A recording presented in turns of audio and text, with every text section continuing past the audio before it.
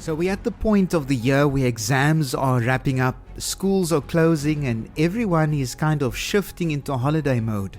But I want us to pause right here for a moment, because while things are slowing down on the outside, for many learners on the inside, it's still really busy, still heavy, still overwhelming. And the thing is, you don't always see it. Not every learner who is struggling actually looks like they are struggling. Let me put it in a different way. Sometimes the first sign is just this. The signs are there. Are we just not seeing them? There are learners who are quietly telling us something is wrong, but it doesn't come out in words.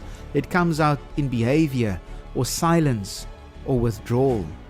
And here's something that I've learned over time, that not every learner cries for help.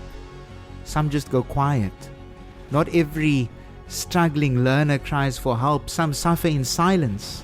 Some don't have the language for what they are feeling, and some are just hoping that someone will notice without them having to explain it or put it into words.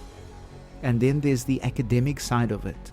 We look at the marks, we look at the results, we look at the performance, but here's the truth. Behind the marks is still a child, still a teenager, still a young person who's going through the most. And sometimes we forget that.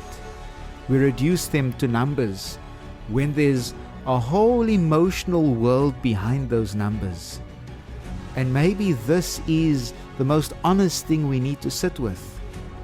The report card won't tell you this.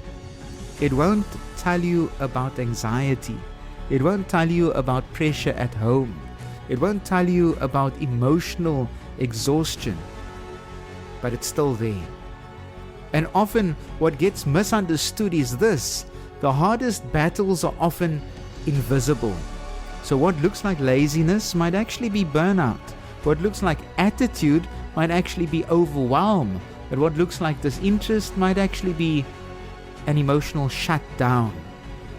So maybe the question needs to shift. Instead of just asking, what's wrong with this learner? What's wrong with my child?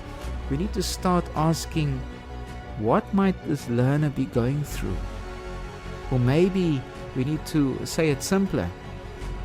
Some learners aren't failing exams, they're just struggling to cope in life because they are going through the most right now. And that changes everything. Because once you see it that way, you don't just respond to behavior anymore. You respond to the person.